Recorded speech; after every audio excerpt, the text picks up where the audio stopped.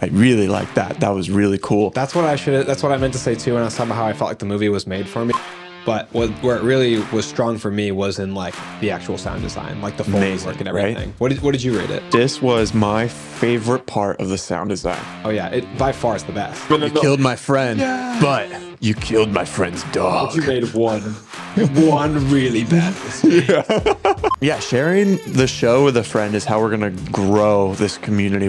A really good movie. I'm ready to get into why it was so good. Welcome to Backseat Directing, where we talk about movies, TV shows, comics, and more. We're your hosts, Andrew and Aaron. We put out new episodes every Monday and Thursday. And on this episode, we're talking about The Killer. 3, 2, 1. Action.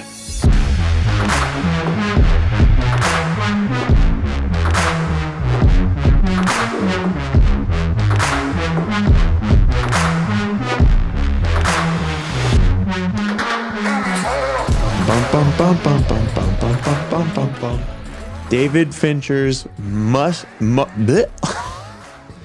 Run it back, and action. David Fincher's new movie dropped on Netflix, and I've been looking forward to this movie ever since we first heard that it was being released, which was back in the beginning of 2023, so earlier this year. So we've waited a long time for this to come out. It's finally here. What were your first thoughts? Okay, so before I get into my first thoughts, I do want to thank the audience for tuning in with us, and definitely make sure to drop a follow or subscribe. Make sure wherever platform you're on that you're following us so you don't miss any of our content. Leave a like on the video. It helps us out a ton. Also, sharing us with friends and family is the best way for us to grow the show and grow the conversation about movies that we want to have. But The Killer, I was so beyond excited for this movie, and when it started playing, like that first section of the movie in the in the room with the killer, I was thinking the whole time, like, this is the perfect movie for me. Like this, you know, when people like listen to like a Bruce Springsteen song and they're like, this was written for me. Like, I was watching this movie, I was like, this was made for me. Like, it's exactly what my taste is. Yeah. It's David Fincher, which I love his like really controlled, but really like gritty and like kind of dirty style. Like not like the environments are always so like grim, like sad, and like it feels like a little dirty. And I love that like realistic tone. I love like the way he lights scenes, and then it's a story about a killer. So it's like has that dark aspect too. Has like a psychological aspect. It's a character study, and it's played by Michael Fassbender. It's got action, drama, intrigue. And so I was like, this is what I would have like written down if they could like make a request for a movie. I would have said David Fincher making a movie about a serial killer again. Boom. Played by Michael Fassbender, like this. So I was so excited, and watching it play out, I was like, they're executing like exactly what I wanted. I do have some complaints that I'll get into as always. Sure. But I thoroughly enjoyed this movie. I put it in my top 3 so far for the year, which is tough because I think Past Lives is objectively a better movie, but I like The Killer more. Like I said, it really fits for me. Yeah. So Nothing wrong with that. So I think this would probably be my second or third favorite movie of the year. Obviously, Across the Spider-Verse is up there as well. Yeah, it's definitely up there. It's definitely in the top 5 of the year for me as well. Like you said, I love this style of movie, you know, where it just feels like you're there. It feels like it's in the world that we live in. Yeah. And there's something about that just like draws me in, you know, like I can't look away. Every shot was beautiful. The lighting was amazing. The camera movement was awesome. The sound design was like through the roof, which we're going to dive into more. Before we continue, I do want to say we're going to be talking about spoilers. Yes. We normally do in our movie reviews. So if you haven't seen the movie yet, go watch it. It's on Netflix. So it's a very easy barrier to entry to go and see this movie right now. If you don't have Netflix, use your friend's Netflix and watch it. Who doesn't have access to Netflix? Come on. But yeah, it was a really good movie. I'm ready to get into why it was so good. I agree. So starting. Also, to interrupt you, I hate when people like say, "Oh, my top 3, whatever," and don't like unveil the details. So I said Spider-Verse. I want to say my favorite movie of the year right now is Barbie. Okay, my favorite movie of the year is probably Across the Spider-Verse. Fair. Yeah. And then for me, Creed 3 is up there as well. I'd say that's kind of in the top 3 or so. The Killer is up there. I enjoyed Barbie. I enjoyed Oppenheimer. but I like the other three a little more, I think. So that's like a rough guesstimate of my top 5 as well.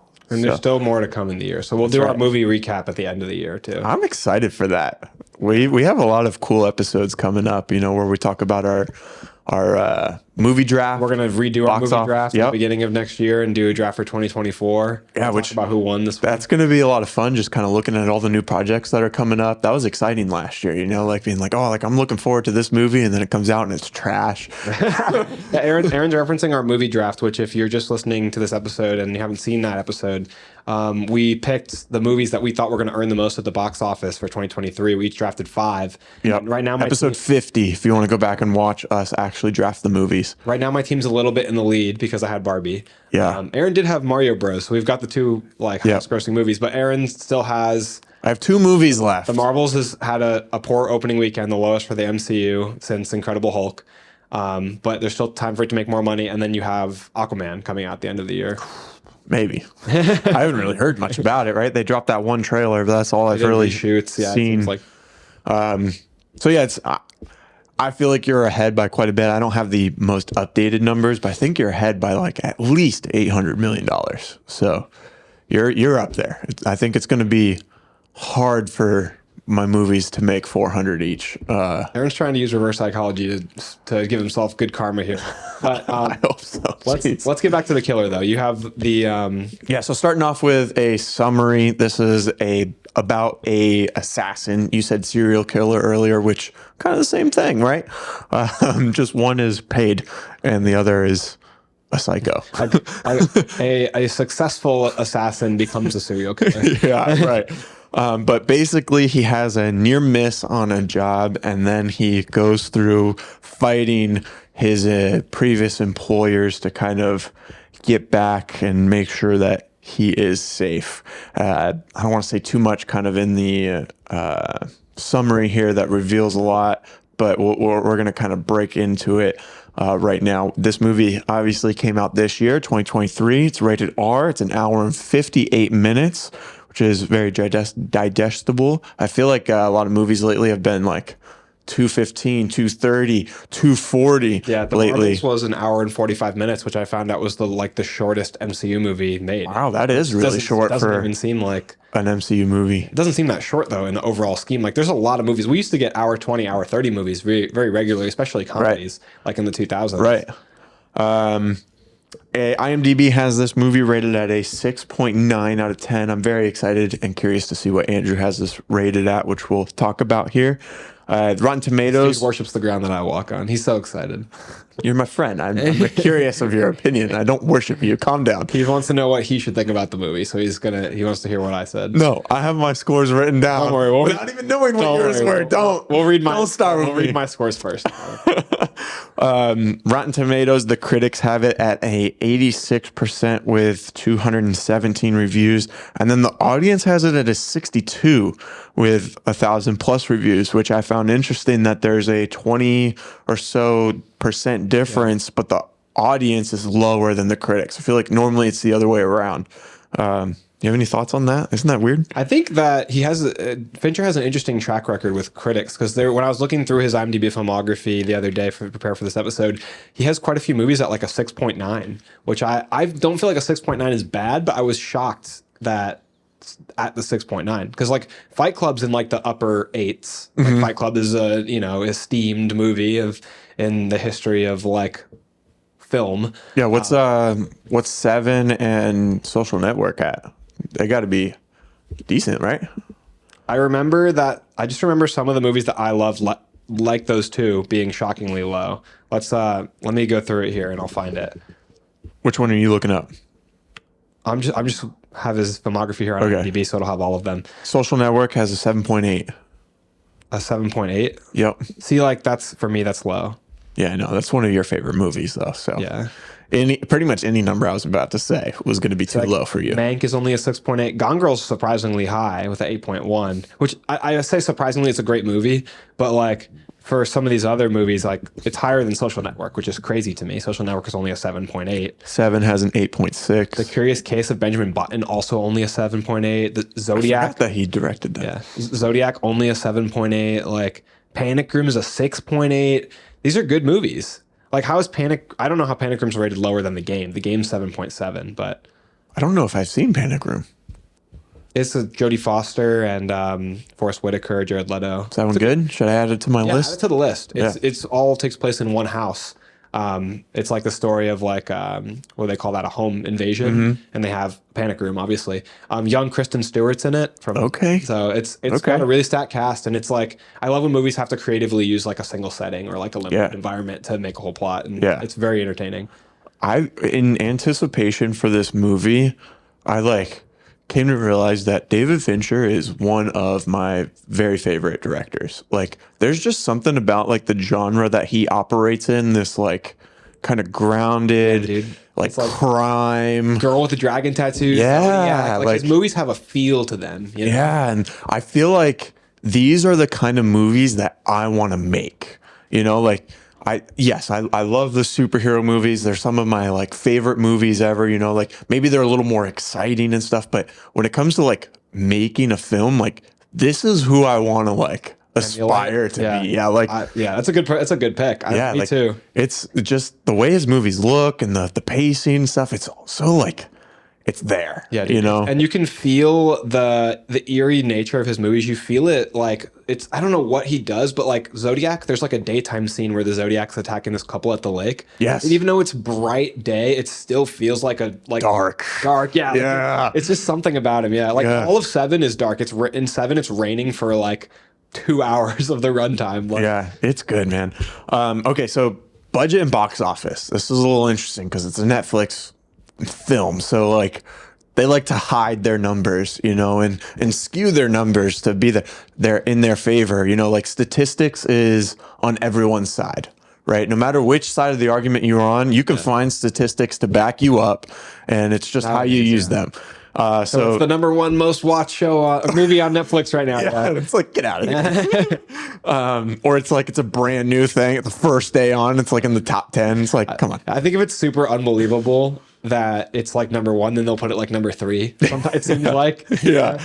Okay, so budget for this, it's not on IMDb, which is normally where we find our budget information. So I just found it on Google. Estimated budget, $175 million, which sounds about right, but it also sounded like maybe a little high Sounds for high like for me, what too. this movie is.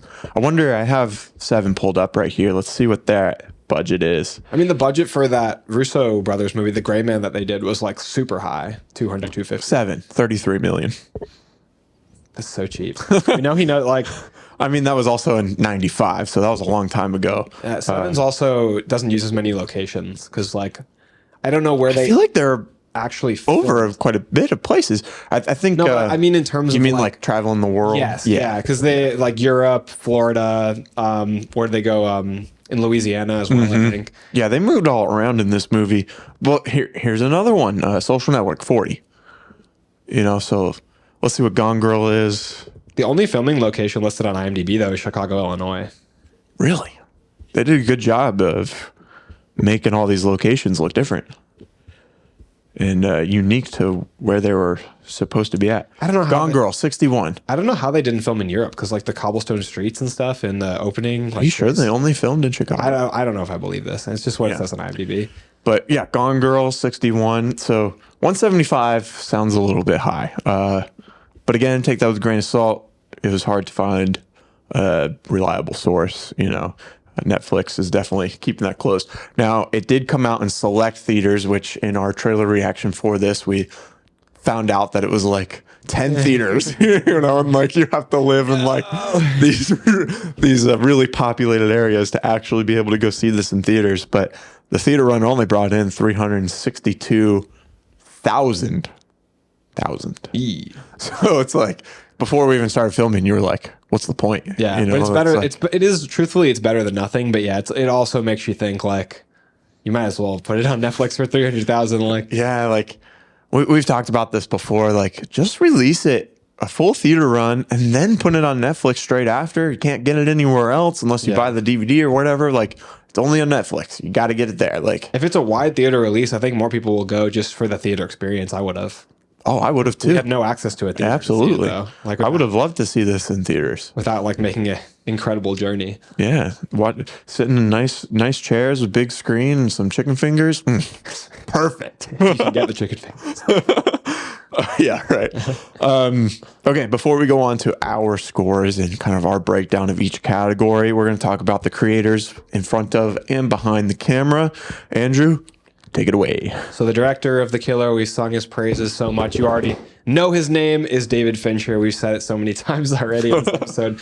The movie, it's written by Andrew Kevin Walker and Alexis Noland and Luc Jacamon, which I believe Luc Jacamon is the comic book author getting credited for his work creating the character in the story. Very nice, very nice. Michael Fassbender stars along with Tilda Swinton. Michael Fassbender stars as the killer. We never get his name throughout the movie, although we do get a ton of aliases. I think we get upwards of close to 10 aliases.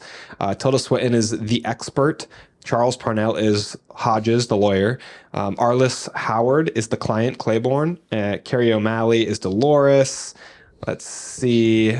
Emiliano Pernilla is Marcus. Gabriel Polanco is Leo. And Sala Baker is the Brute. The final person we'll say on here, Andre Hughes is the target in the opening of the movie. So you'll notice that about half of those people either have a name and are also referred to as something like the client, like a title, or don't have a name at all, like the killer or the expert or the brute. I like it when movies do that sometimes. You know, it adds to the mystery.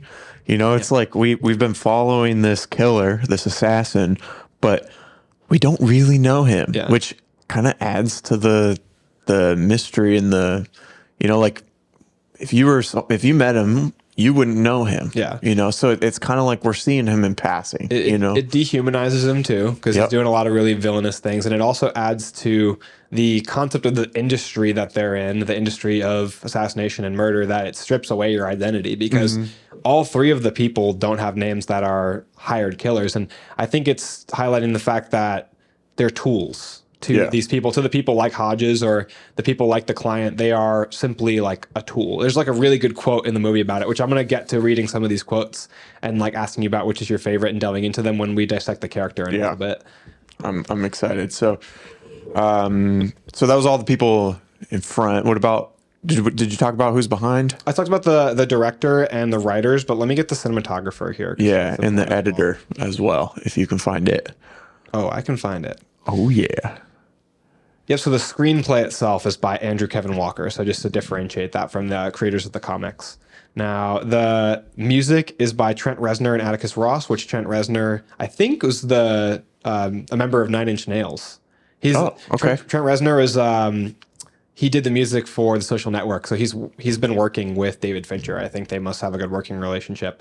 I hope I pronounced this name correctly for cinematographer. It's Eric Messerschmidt is the director of photography of this movie, which beautiful job. This movie is so good. What else has he worked on? Anything? Oh yeah, I'm sure. So he also worked on Mank, so he's worked with David Fincher before. I haven't seen that movie. Have you? I have not. It's a Netflix movie. Yeah. You can watch it on Netflix. It's a Netflix movie, and it's his second most recent film, right? I think it's the only feature-length David Fincher movie I haven't seen. Yeah. If I'm not mistaken. So I have to catch up with that. The 6.8 rating isn't like great, but I don't trust the ratings. I mean, those are his two biggest credits, it looks like, for director cinematography. He's obviously done a ton of other work as a camera operator or like a second DP, gaffer, lighting consultant, worked on a lot of movies.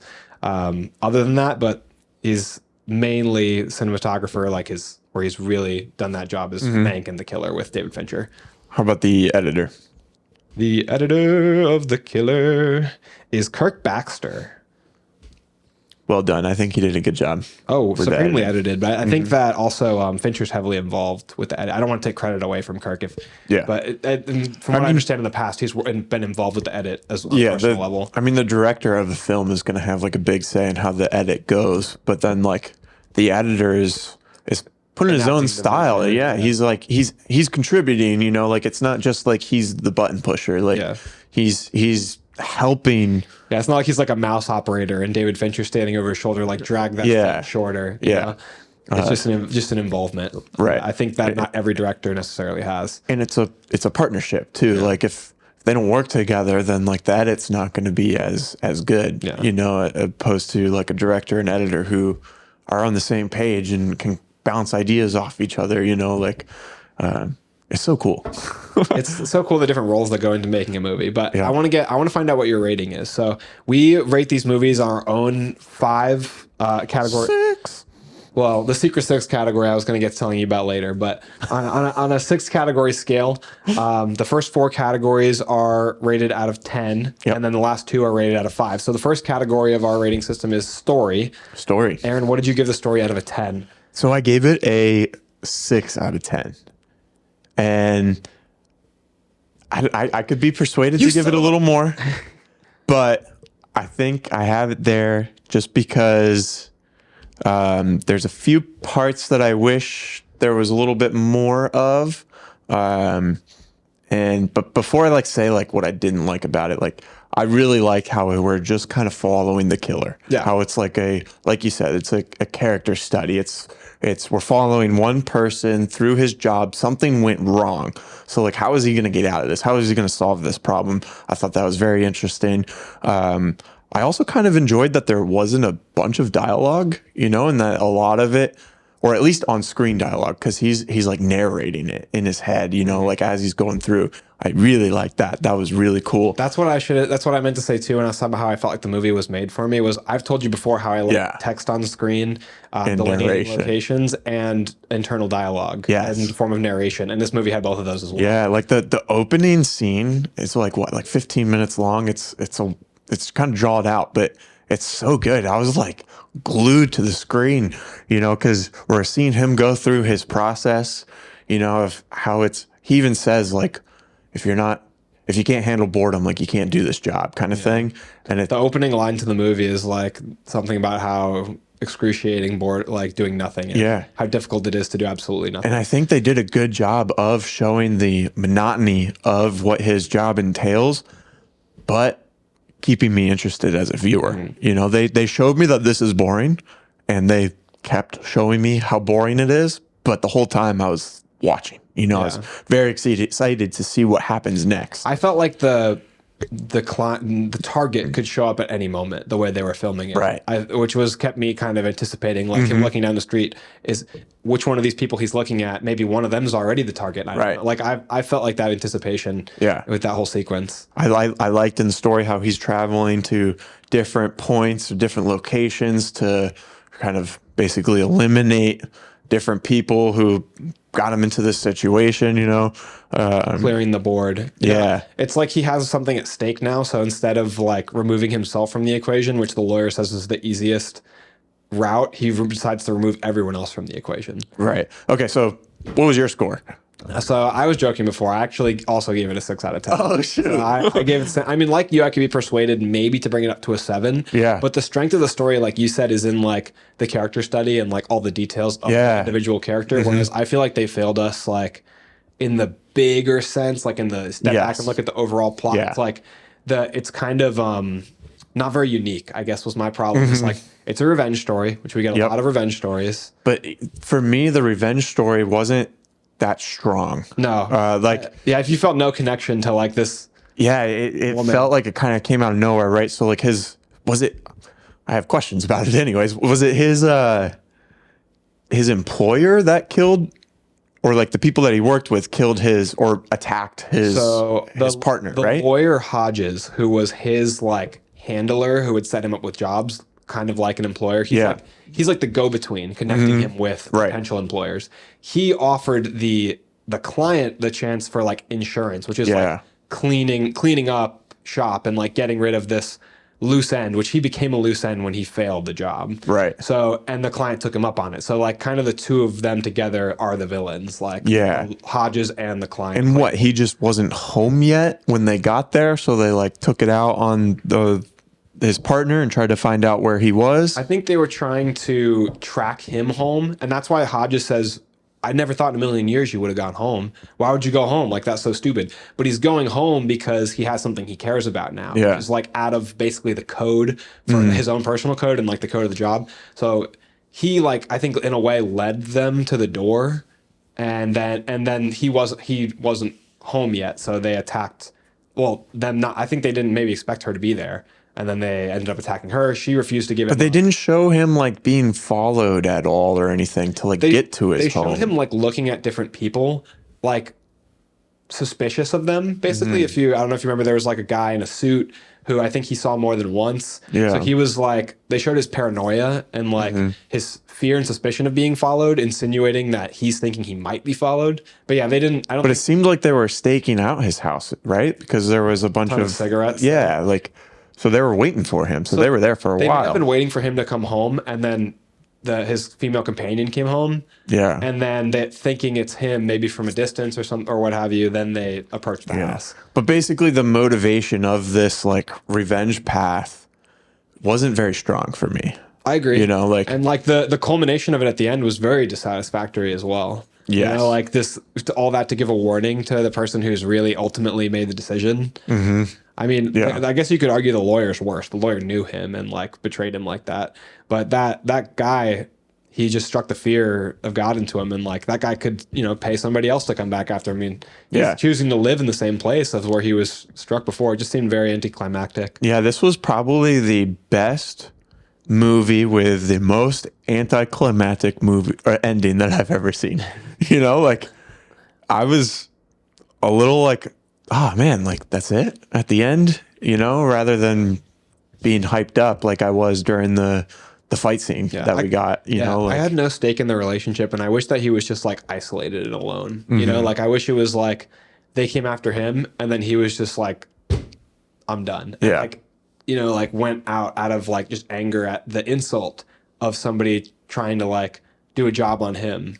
yeah. I feel like the relationship anchor was just really like what we've seen a lot before. Yeah. You know, and then like avenging and We've seen it a lot, but also like we didn't really get to see a lot of it Yeah. in this film. So like it didn't drive me. It didn't connect me to the character necessarily. But watching him go through the process once he found out what they were doing, you know, like that was all interesting. Yeah. But could have been a little more. the approach to that was I think makes this movie special and good and unique. It feels to me like Dexter mixed with like Jason Bourne. Yes. The international. That's a stage of good Jason comparison. Bourne. Yeah.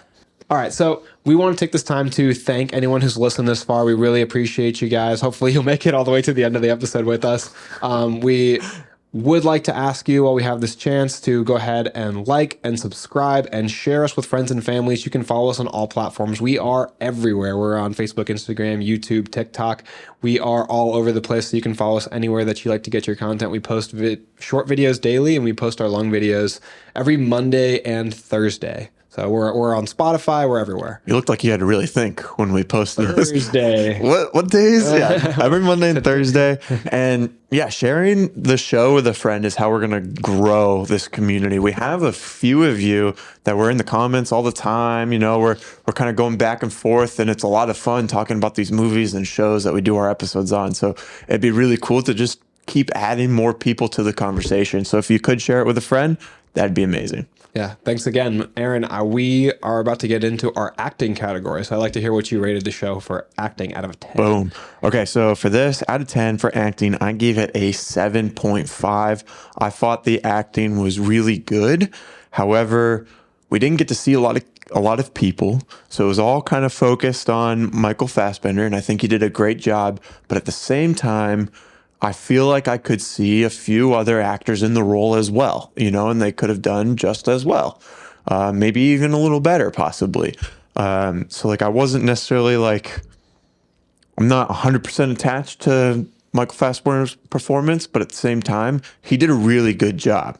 I don't know if that makes sense at all. You know, do you get where I'm kind of I see what going? you're saying. You just feel like it, like you said, like someone else could have done the same thing. Like it wasn't, maybe he didn't own it as much as you wanted him to own it. Yeah. But Or maybe it was the script too that didn't allow it to thrive, or like maybe we didn't see enough like support on the screen either. You know, like there's a few factors that kind of go into it, but I think a 7.5 is still a good score. It's easier to sell a character when you're interacting with more people, and it's a very isolated performance for him. A lot, especially in the opening, a lot of time by himself, but even generally throughout the movie. Like his interactions with people are even really limited, which I think is purposeful in the script. Like his when he could be like questioning or pushing Hodges for more information, he's just like, I'm going to shoot some nails into your chest instead. Right. Like he's more of a man of action than, and that's why that internal dialogue I think is so important in this movie, because we would get hardly anything from him without Right. the internal dialogue. We get some of the best lines in the movie.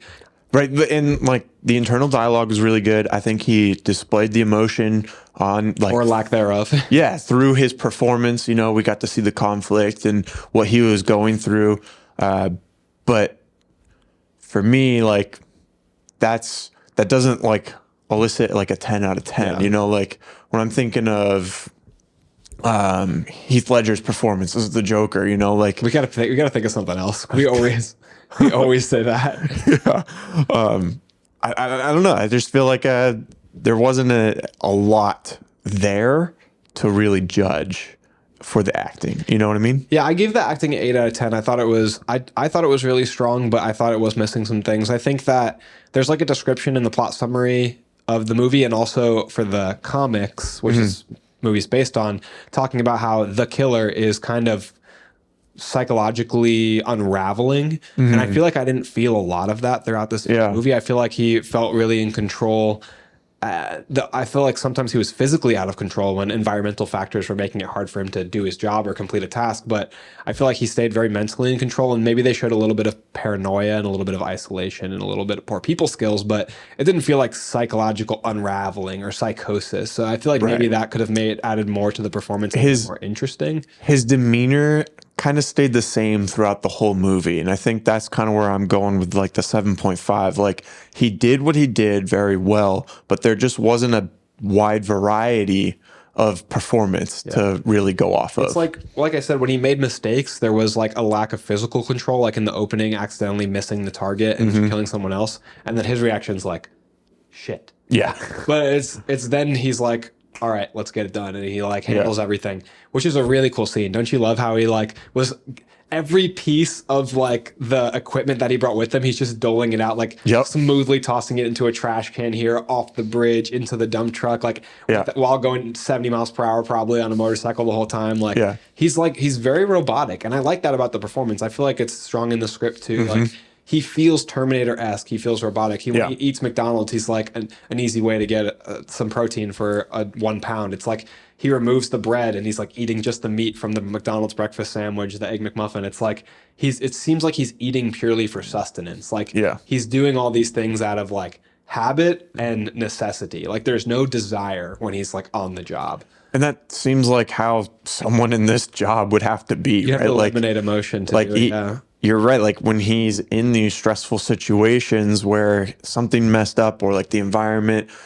caused something to happen that's out of his control, he doesn't sway too far either direction, which someone with his experience, that's how you have to handle it. He said he's put in his 10,000 hours, which is like, I think a term of reference for becoming an expert. If you've done 10,000 hours in something, you're an expert. So he's done 10,000 hours of being the killer, an assassin. Right.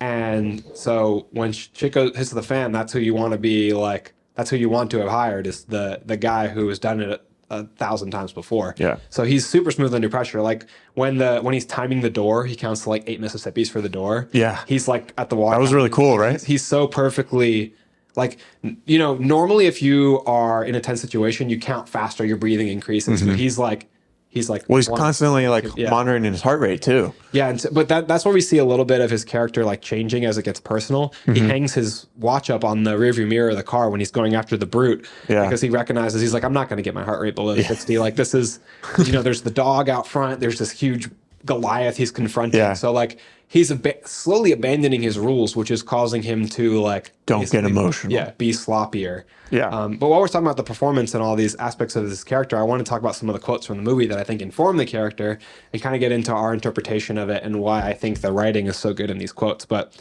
one of them is, of those who like to put their faith in the inherent goodness of mankind, I have to ask, based on what exactly?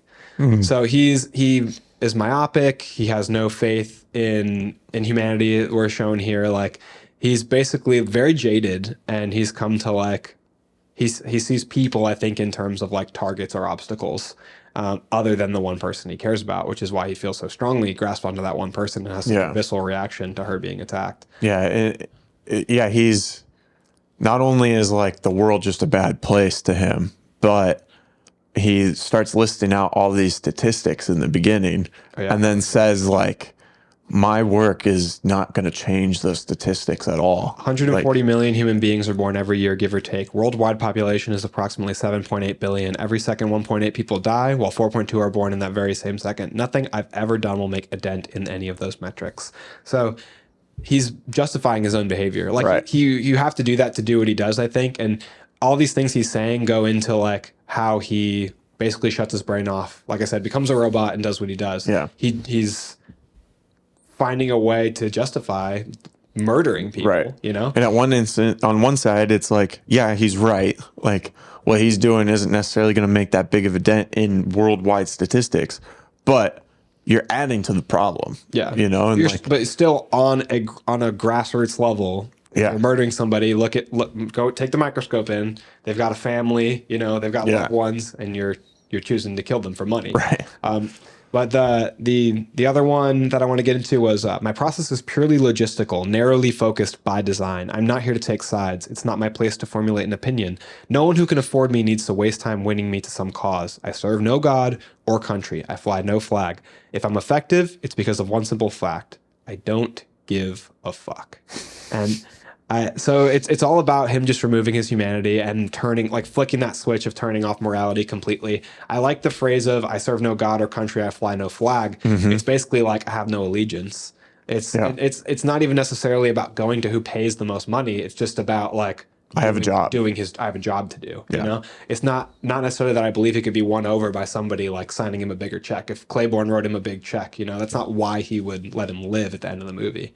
So he's just purely like the task at hand individual, completionist, which I think is really interesting. And then the biggest line in the movie, which we hear a bunch of times, and I'll continue to hear in my head beyond, is, stick to the plan, anticipate, don't improvise, trust no one, never yield an advantage, fight only the battle you're paid to fight, which is like his mantra for the killer. It's like what he repeats to focus up, you know? Yeah, and they really make it very apparent that he's like thinking this in the moment, because sometimes he gets interrupted while he's saying that, you know, and his thoughts like jump to whoever's talking or whatever action just happened. And I thought that was really cool.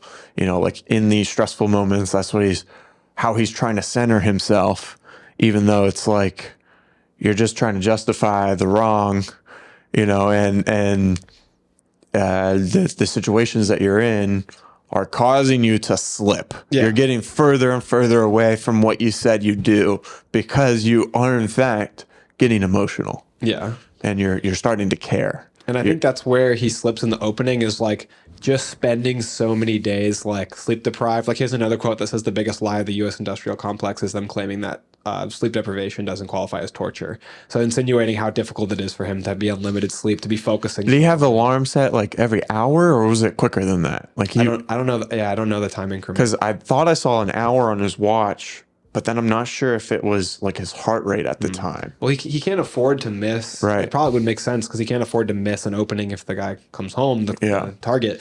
So I think that it all goes into why he like is slipping, which is like the arc of the movie is that he's becoming more personal, more emotional, less professional, and he slips and misses this target when he even though he's got his 10,000 hours and he's fantastic at what he does, because sleep deprivation and focusing for hours on end, and like he's put in a position of like not being set up to succeed. So I think that's the only reason he misses. Yeah. Is because of all these other factors. Pretty convenient that they left the blinds open too, right? Yeah. I thought she was about to close them. She was, but I feel like you would normally close that before she would come out, right? At least I would. Yeah. I think the maids or somebody opened them when the guy was coming home. They knew he was going to be home. Yeah. So it's convenient, but you know. Those shots, I'm cool with it. Those shots are really cool. Yeah. But speaking of those cool shots, are we going to cinematography next? Cinematography. So this category encapsulates a lot. We got what you see on the screen, you know, the camera composition, but then also the camera movement. The lighting goes into this. This is also where we kind of include editing, and also any VFX, if there are any. This film doesn't have a ton, you know, compared to like a Marvel movie or something like that. But if there are in a film, this is the category that encapsulates that. So this is like a category that has the biggest branch, I think, in like making the film. And it's my favorite category to talk about. And out of 10 points, I gave this a score of an 8.5. What did you give it? I gave it a score of an 8, flat 8. Nice. Okay. Tell me why. I thought that the movie was really well filmed. I like the way that David Fincher uses still shots, and I'm normally a big fan of like camera motion, but just like the way he framed him in the opening, the whole opening sequence is like was strong enough to carry it to an 8 for me. Like when he's like doing the yoga poses and he's like parallel to the table behind him, the shot is just so like it has depth, it has like it has all these different things to draw your attention. It's filled, it's full. I thought they had good camera movement in the open too. They had a good balance of like the locked off shots, but also like tracking shots with him wandering in the room, or like when the male person was coming in, you know, the camera was following him and stuff. Like I thought those shots were good. I really liked the shots through the scope. That was really cool camera motion, because for one, it makes you super uneasy to see him. It's not connected to a rifle at the time, but he has like the bead of a rifle on the head of like a child, so it's like a woman and child. So that just makes you uneasy naturally, even though you know that it's, for one, a movie, and for two, it's not connected to the rifle. He's just holding the scope. But it's really cool the way that you're getting his perspective in those scenes, like down the bear. I love those scenes. It reminds me of the Batman when you get the opening shot down the scope, the binoculars. But the scope shots were really cool, and he used them a bunch of times in there. There's shots in the reverse looking towards him through the scope, and his eye is enlarged. And that's like my favorite shot of the whole thing. That's my favorite shot, is down the scope and it's the shots out the window are really beautiful. You have like the scenic view of the city, of this European city. And I was wondering, from your perspective, with your experience, do you feel like that was green screen? Because I feel like it was green screen. Which part? The shots inside the room, out the window, like they're showing anytime they're showing like the targets, all that. I feel like that had to be green screen. I think so. To like control that environment well, get the shots in the window of him. Like I feel like I'm sure that was green screen work. But Fincher always uses green screen work really well. Like you'll notice it in the background of Fight Club out the windows and stuff. Just like he uses it really sparingly and I'd imagine that they're on a set in a studio with that floor, you know, that he's on, and then they have the window in place there, and then when they're shooting through the window, they probably don't have a window there, but then even possibly when they're shooting outside of the building into the shot, they might not even have the window there, and that could be added in post to get the reflections exactly where they want them, so you can see him framed perfectly in this window where he's like kind of obscured, but you still see him, like, you know, he's there. I was thinking how good those reflections look. They have those exterior shots pointing into the window, showing Michael Fassbender with the target's house reflected on the window. I was like, they must have added that in post, and it looks really good. Like it adds to the feeling. The reflection adds to the feeling that you're looking at him, looking at the target's house. And what kind of all like brings it into reality is like when he goes down onto the street, you know, and he's like, he looks and he sees that the guard at the front of the hotel or house or penthouse or wherever they're at, and he's like looking over and he's seeing all these different people kind of in this spot that he was looking at from up above. That kind of helps bring it all to like, oh, this is a real environment. And he's like always calculating too. Like Fassbender does a great job portraying that with his eyes, where he's looking at the doorman and he's like, he looks like he's like sizing him up, you know, like he's getting a feel for everything everything that might be an obstacle to him at another point in time. He's always like very conscious. I thought the fight scene, we pretty much only got one fight scene in this film. I thought that was very well performed, but then also very well shot. Dude, the shakiness of the camera.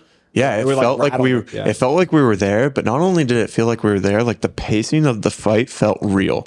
Like even though they were taking some hits and some shots that like someone probably wouldn't get up from, oh my God, it all felt like it was happening in real time. And like, didn't it feel like it was like grounded and you were there, and like each person got like a bunch of hits? He's not dominating this fight by any means, but like he's able to hold his own from his 10,000 hours of training, you know.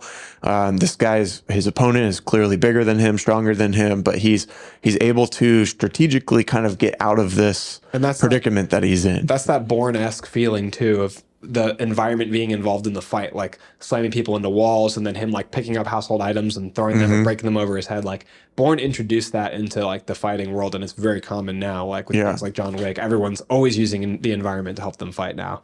But they sold it really well, I think, with the distortion sound they use is like a distorted, like a microphone buzzing, and then the shakiness of the camera made me feel like I got a concussion at the opening of the fight. Like when, like you said, some unrealistic hits in there where it's like he got rocked like by a giant, huge man punching him in the face, where he's just slack jawed, like. Or when the big guy got knocked down onto the coffee table leg. Oh, dude, right up the butt. He was bleeding so much. Like that's just pure adrenaline at that point, taking over. Like I liked how he was gonna die. I liked how when he like after he made his first attempt for the gun, he focused on the fight. Because I hate in a fight when all they do is go for a gun. Right. Like stop turning your back to the opponent, and he went back for the gun when he had an opening later in the fight. So that felt like more realistic. Yeah, totally agree. That was an incredible fight scene. It was really good. Upper echelon of fight scenes. And it had to be really good, right? Because it was the only one that we got. Yeah. So he dominated everybody else. Yeah. Everything else was from the distance, through the rifle, or he strategically got the upper hand to where there was no fight. Like he was in control of the scene. God, that was my favorite scene in the movie when he came up behind the lawyer's coworker, I don't know, paralegal, what have you, when he snapped her neck in the hallway. Dude, yeah, like it was unexpected, right? Like that lunge. He's like a dark, shadowy figure in the background, like the boogeyman. Takes one step forward, and then just the sound design again here coming in strong with that neck crack, and then her tumble down the stairs. Like some stunt person sold that. It was fast. It happened quick, which kind of just adds to the surprise of it. That jump factor of like, oh shoot, like I wasn't expecting him to do it right there. I also liked it story-wise because I wanted him to own up to that debt that she created, making the deal to let her kids. I mean, because her kids didn't do anything wrong. Let them get the don't get it. What's his mantra? Like, don't get attached or whatever. So, which he's breaking his own rules because he could have made her disappear, which is cleaner. Yeah, but then he like convinced himself to. We see him convince himself again here. He's like, oh, this is like. I think him doing it at the top of the stairs like that. Maybe he's trying to hide of like she fell down the stairs. But I don't know. Weren't they in the lawyer's house? I feel like it's messy either. I think they were in her house. Whether they're in her house or the lawyer's house, he goes missing, and in the same day she falls down the stairs. I think is a lot more suspicious. Sure. And it leaves behind evidence to draw details from. It's still suspicious for them both to go missing in the same day. Yeah. But I mean, hey, they ran away together. Whatever. It was cool. Yeah. I'm glad he broke his own rules. Yes. It's part of the story. It shows the emotional breakdown. Yeah. He's not as robotic in some of the moments in the movie. Like, I feel like not killing the dog's an emotional decision too, which I feel like was only made to keep a sliver of humanity in the character enough that audiences would still like him. I think they know that audiences turn against people who kill animals really quickly. Dude, for sure. And the thing is, like, the brother of that guy would have turned into like John Wick or something. Like, and come back for him. And then you killed my friend, but you killed my friend's dog. But you made one really bad mistake. Are you here because I killed your father? No, you killed my father's pit bull. That was my dog. Me and my father didn't have a great relationship, but that dog was the only one I had growing up. That dog was like my father. But like, if you're thinking about a cold, heartless assassin, like when he kills that guy, I think his name's Leo or something. When he kills the guy who is like the taxi driver, that guy did nothing at all. That guy drove people in a cab. He was innocent as can be. And that was kind of in the beginning too, where like you didn't know like where he sits, like, is he going to kill this guy? That might let him go. I thought so too. And then just out of nowhere, just boom. And he killed him quick. And he got out of the car, no hesitation, nothing, no feeling. So then his car was parked there. That was really cool. That just shows you how audiences feel that writers know that they can get away with killing this guy who's done nothing and is also honestly likable in terms of like the performance in the script. He's a likable guy. He's cool. And they know they can get away with that and still have you on board with the character, but that he can't kill the dog because he goes out of his way miles to not kill this dog. Yes. He's like trying. He makes fake treats. He's like throwing multiple over the fence trying to convince the dog. Yeah. The dog wakes up and he books it, runs for his life when he has the gun. Like he's got a silencer, right? Like it would have been much easier. Just he could have, but and then he hustles into the house, still has the silencer, so then he just take it out on the guy. Yeah, I think they just. writers know. Yeah. How people like they I think that's more of a balancing act for the character. I We were agree. talking about cinematography. Yeah. The cinematography was really good. Sound design, Andrew. We've been hyping it up. We've talked about it. We've touched on it just a little bit with each category. It keeps coming up. What did you give sound design? And remember, this includes the soundtrack. This includes the I always forget the other word.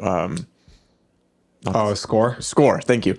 And also the Foley, the sound design that goes into like, when you hear the gun being assembled and all that stuff. Like, what did you rate sound design? I gave the sound design an 8.5 out of 10, which was my highest score in the movie. Solid. I feel like I could see myself going to a 9, but I think that when it comes to like the actual score, the score wasn't like as in your face and as big a part of the story as I like to feel like a 9 or 10 is for a score. Yeah. Like they did use the Smiths as a theme throughout, which I think is really cool. The Smiths are kind of seen as like this like darker myopic like band, which is like how he feels. So he obviously really likes that band, and they use multiple songs from the Smiths, which is really fun. But where it really was strong for me was in like the actual sound design, like the Foley Amazing, work and right? everything. What did you rate it? This was also the highest score that I gave in any of our categories, and I gave it a 9 out of 10.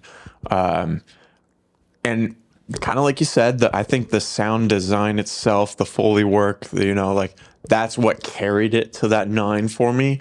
But I kind of also like the absence of kind of music in your face with this movie in particular. Normally I would like to kind of have the music motivate the emotion a little bit more, but I think they kind of relied a little more on the story and a little more on the acting to portray the emotion. And I think the sound design just like it put me right in the room with them, like the gun, like every little thing you heard, and it was like very clear and crisp. And the whole movie, I was literally like, "Oh my god, did you hear that?" And I look over at Brooke, and she didn't hear it because she was watching something on her phone. And I was like, "Gosh, no one's appreciating this like I am." Culture. I feel like I felt it most strongly in the opening, and then in the fight scene with the brute, with like the distorted sound. But then in the opening, there's this really incredible part where he puts in the earbuds and he says like, "I find music can be a good way to focus." And he starts listening to the Smiths, and he's looking down the scope as the target's coming in. He's trying to get his heart rate down. Now they're doing this thing where you hear the music at full volume when you have his perspective down the scope because you're hearing it because you're in his shoes. This was my favorite part of the sound design. Oh yeah, it by far is the best. Because then when they reverse the camera and they're looking down, my favorite shot of the movie, they're looking down the scope through the eye of the scope at the killer. Now you're hearing like a dampened version of the music as if you were hearing someone else listen to it in headphones, standing next to them. And it was constant, like with every camera shift, like the sound of the music and the muffled or the volume, like it changed depending on where you were in location or in reference to the killer. It's very and it was strong. so cool. Very strong in terms of perspective because it makes you feel like you're in the room with him when you're getting the exterior shots. And when you're getting the POV shots, it makes you feel like you are him. Yeah. So like it's just a very, very strong feeling for me in those scenes. And owed up to the sound design for that. I mean, the cinematography too, looking down the scope. Like I feel like they use sound really well throughout where like you would hear like a lot of people chattering in the background more so when he's like feeling paranoid in a busy place like the airport. So like the sound design just does such a good job of putting you in his shoes and making you feel like you're in the movie, like encapsulating you. And like you said, in those tense spots, like the sound of not only the music, the tension, but also the sound of the action, like kind of right in your face, like you already mentioned, like the snap of the neck, like, it was great, and it definitely elevated the movie experience by far. I wish I had a better sound system to hear it to its fullest potential. Yeah. I want to get your opinion on this then. So my favorite use of sound design is that scene we talked about where he's aiming down at the target in the beginning. In the beginning, yeah. My favorite scene in the movie is when he snaps the woman's neck at the top of the stairs. Just something about that really was jolted me. Jarring, yeah. And then my favorite performance in the movie was probably obviously Michael Fassbender. Yeah. Do you feel like you disagree with any of those? Favorite scene, maybe? The favorite scene is probably the one that I could be like, what about this one? What about that one? I did enjoy the fight. The fight was cool. Even the build up of the fight where he's kind of like scouting and he's like, why do you have so many friends? Like, and he went to the store and he bought meat and like, I thought it was for him, but it wasn't. I'm sure he ate some of it, but then he also made those, like Treats. distraction treats for the dog. Like, I thought it was like very clever, like how he like got into the house and he drugged the dog. So the dog was a little like weary, and went to sleep. Like, I don't know. I really like that aspect of it. And then the opening was just so clean and smooth, and like it was a solid introduction to the character. So I think those two are my favorite scene. The sound design of the stabbing of the neck was really cool. And then what was the scope for the shot? Like I can agree with that. That's pretty good. The other scene that I think is really cool is the part of his preparation. Again, like you said, how the preparation is so cool. The warehouses he had stashed, like the U-Haul stations, and that's what reminds me of Bourne. Is like he's got all these different passports and identities. Also, clear John Wick reference at the house when he digs up the he's got like all the guns and stuff buried in the yard. Yep. John Wick reference, and then it feels like a Bourne reference to have all the passports and he's got all the different license plates and different, even kind of like Dexter in a way. Like you mentioned earlier, like it felt like Dexter, like having his own little like torture chamber. Well, he has his own little room where he was getting rid of the body as well, or at least preparing to do so. They didn't show us all the details of that, but it had that feeling to it. And then also with the internal dialogue, it felt like Dexter, which was really cool. So that wraps up sound design, which we both give high scores. And then the next category is out of 5. It's set and character design. Okay, so set and character design, I gave this a 4 out of 5 because they went to so many locations. They were all very different from each other, but it all looked cohesive.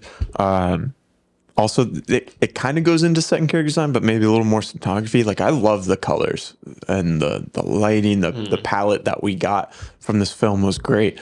So I think just the cinematography on top of like all the locations that they were at, just, I don't know, it put it to the top for me. It's good. I gave mine a 3 out of 5 because I feel like there was nothing wrong with the set and character design that really like distracted or anything. I feel like there was nothing like extremely striking to me. Yeah. It did do a lot of sets.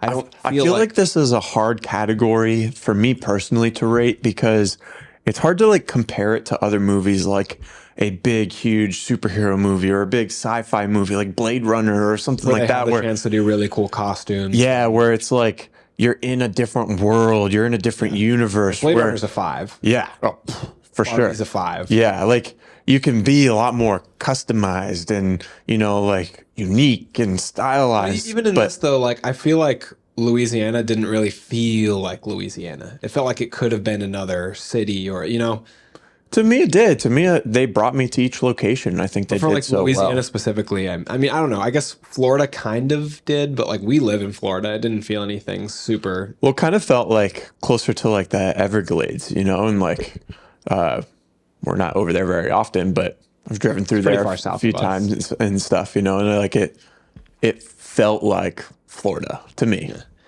Just not where we live. I just feel like I didn't feel the locations as part of as strong a part of the story, maybe, or it. And then the outfits were mostly just very normal. I mean, I like the killer's disguise. He said it's based on a German tourist. Like, I think that I like that his kind of like costume and the point of it is like being bland. And there's like a splash of color with the button shirt. That's not over the top, so it's hard to be like, oh, like that was fantastic. But it does the character justice, and it does the character really well, so that's why I gave it such a high score. I just feel like it was good. I feel like you don't have to defend your score to me, really. I understand it, but they had a lot of locations, and I just feel like Mission Impossible, like those locations are just really cool. Like they're in Europe, they're using Europe. Like didn't feel as much as like they've wrung everything out of the locations as I would have. Yeah, I think I put myself in the mindset of like this is the real world, and tried to really compare it against other real world situations. to help give my score. And I really enjoyed it. Yeah, good. Our last category is rewatchability. This is a big category for me personally. Like, if I want to watch the movie again and again, like that adds a lot of value to the movie itself. To me, this is out of 5 points. I'm curious, what did you rate this? So I gave it a 3 out of 5. Okay. And I gave it that score because I would really enjoy to watch this movie again. Yeah. But I lost a couple points for me just out of my complaints for the plot. Or whereas I wouldn't be as excited to watch the plot again, but I'd be rewatching it for like the cinematography, the narration, which I think is really fun to listen to, like his one tone voice. Like For me, it just starts. Really good. It starts so strong. Like the first and second act are great. It's just that final like conclusion to the whole thing that like I'm just not excited about, you know. But I did give it slightly higher than you. I gave it a 3.5 out of 5. I feel like I would definitely be excited to watch this movie again. So more than half of the time, I'd say, yeah, let's do it. You know, kind of like you said, more so for the filmmaking aspect of it. And for me, there's nothing wrong with that. That's part of why I watch movies. You know, is because it inspires me to one, consume other stories, and then also make stories. It's similar to why I like rewatching Blade Runner, but I think Blade Runner does have a better plot. It's a little more dynamic for sure. Yeah, this one, kind of like we said already, it's not nothing crazy, nothing's over the top. It's kind of like straightforward. You know, it's not as dynamic as like Blade Runner or something. What did your total score come out to? So I got a 7.7 out of 10. So mine was a 7.3, which to me a 7.3 is like lower than what I would give this movie in my heart. It's like maybe more of an objective rating. Right. Like I said, like objectively versus subjectively, I think Past Lives is a better movie, but The Killer is more my kind of movie. So like, you know, personally, I'd rate it higher, like an 8.2 or 8.5 range, like how much I personally liked it. But that's like what my score comes out to with, you know, being harsh. I think mine would be probably pretty close to where I have it at the 7.7, but maybe more of like an 8, you know, just kind of rounded up 80%. Like, it's a solid movie. I love the visuals, the sound, and all that stuff. I want to go through with you. I'm curious to know where this movie lands in your like David Fincher, like top 3, top 5. Because it's so good, but it's definitely not my favorite. It's hard for me to rate a David Fincher top 5 because so many of his movies contend for like my all-time top 5. Yeah. For you, your favorite one is it The Social Network or 7? 7. 7, and then is it closely followed by The Social Network? Yes. Yeah. Then followed by Fight Club. And then what else would I be missing? I mean, Zodiac, maybe, and then this. For me, I would have Gone Girl probably first. I think I would put this above Gone Girl. It's tough though, because I do really like Gone Girl. This I feel like is close to Gone Girl for me. I feel like Gone Girl had a way more dynamic story. It was Gone Girl complex. goes up and down, left and right. Yeah, like she's dead, she's back, she's running away. I think the complexity and the dynamics of the story like punts it way above The Killer in my opinion. I really like 7. I'd probably put that at 2. I would probably I like The Social Network, but I like this feeling of like the crime aspect to it a little bit more. So I think I would have The Killer just above Social Network. Zodiac too. Like Zodiac's long, man. I just recently watched it and just really enjoyed it. Me too. Yeah. It was a lot of fun. I enjoyed it more than like the first time that I watched it. Yeah, it was a lot of fun. So I feel like those 3 for me could kind of be moved anywhere. Girl with the Dragon Tattoo is lower for me. I haven't seen that one.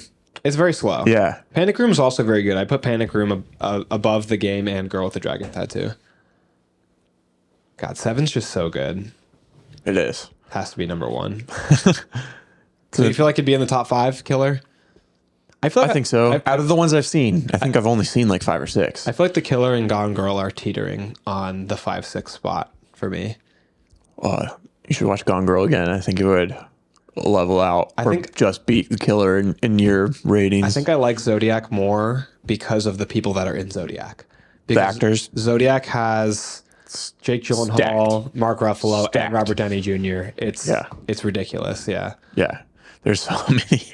Oh my gosh. Yeah, we both just recently watched it in the last month. Yeah, it's go watch Zodiac if you haven't seen it in a long time. Yeah. It's really, really fun. Watch any of his movies and you'll have a good time.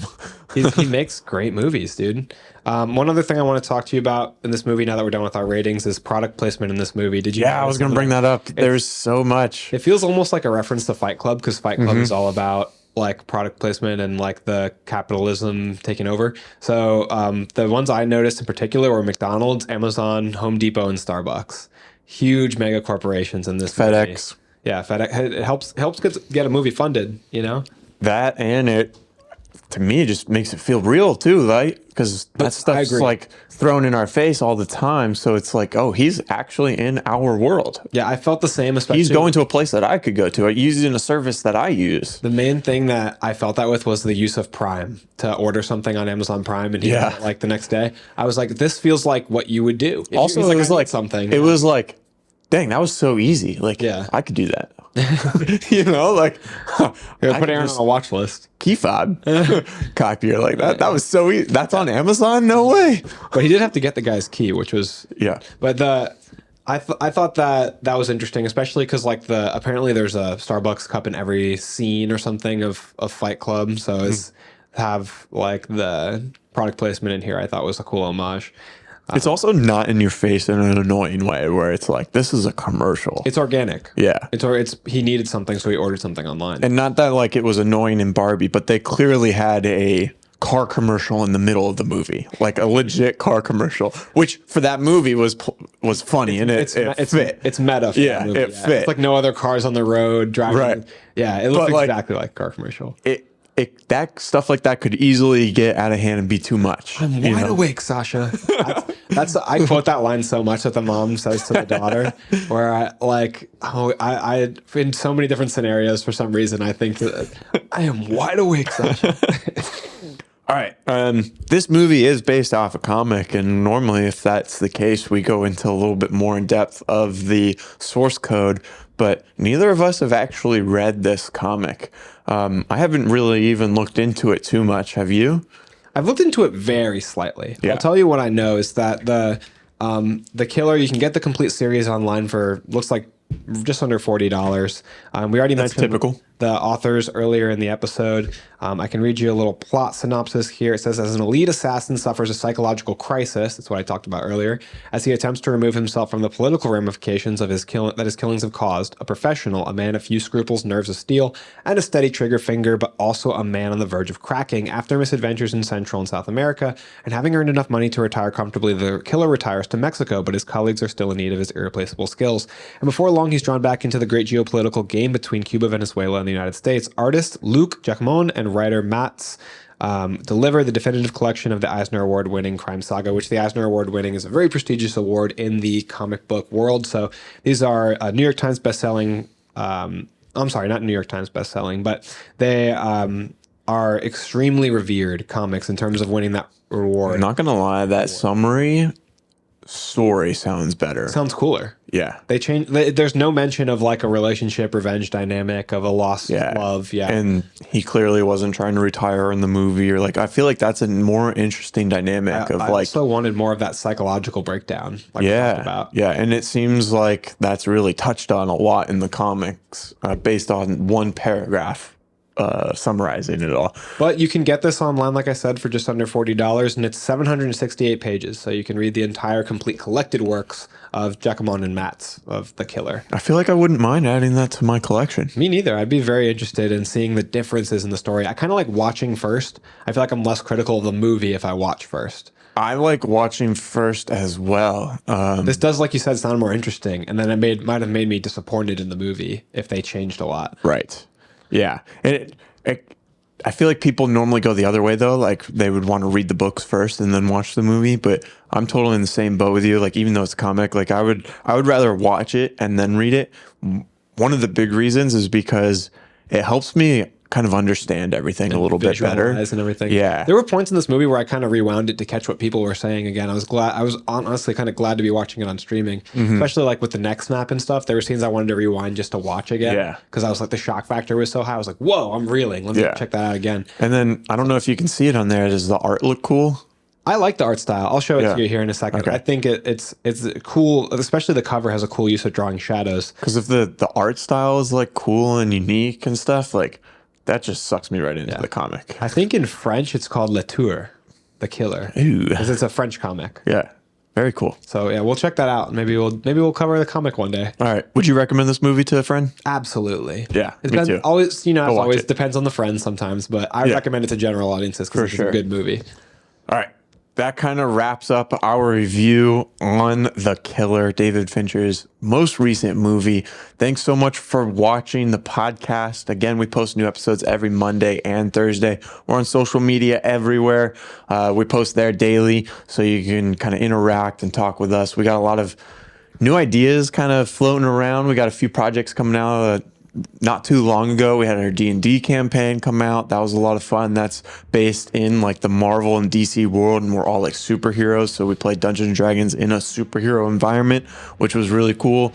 And then we have a short film that we filmed a few weeks ago, and we're in the middle of that post-production, working on that right now. We hope to have that out in a few months. And that was a crazy learning experience, right? That was our first time diving into that, and it's something that I want to do a lot more.